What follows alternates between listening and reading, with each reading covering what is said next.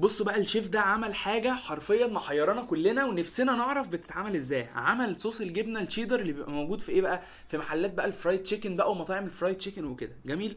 جاب زبدة ومش عارف وحط عليها تقريبا بهارات وشوية لبن. جميل. وقعد يقلب كده لحد ما وصل للقوام ده، ونزل بجبنة شيدر اللي هي الحمرا دي. جميل. شيدر حمرا مش اللي هي الجبنة الحمرا. جميل.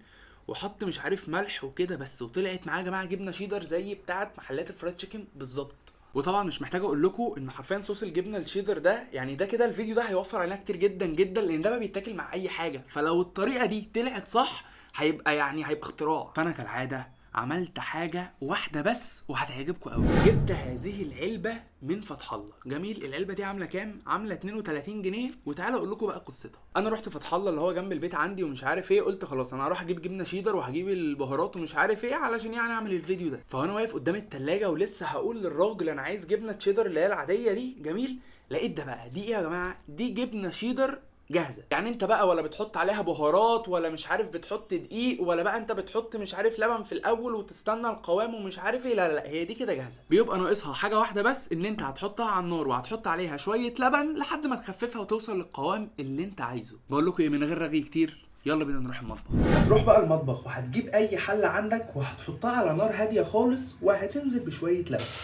شويه بس ايه، شويه لبن صغيرين خالص. بعد كده بقى هتجيب الجبنه بتاعتك وبص بقى حط الكميه اللي انت عايزها بقى. يعني عايز بقى انت تحط العلبه كلها ماشي، شوف بقى اللي انت عايزه. انا حطيت معلقتين وهتقعد بقى تقلب بقى على الهادي خالص بقى لحد ما توصل للقوام اللي انت عايزه.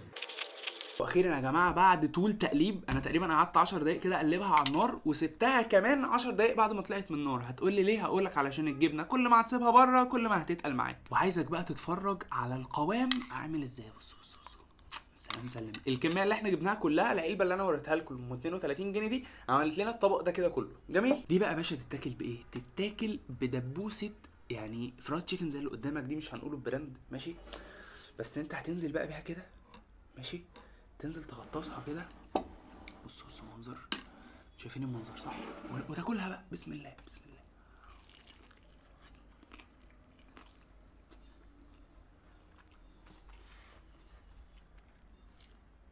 الله.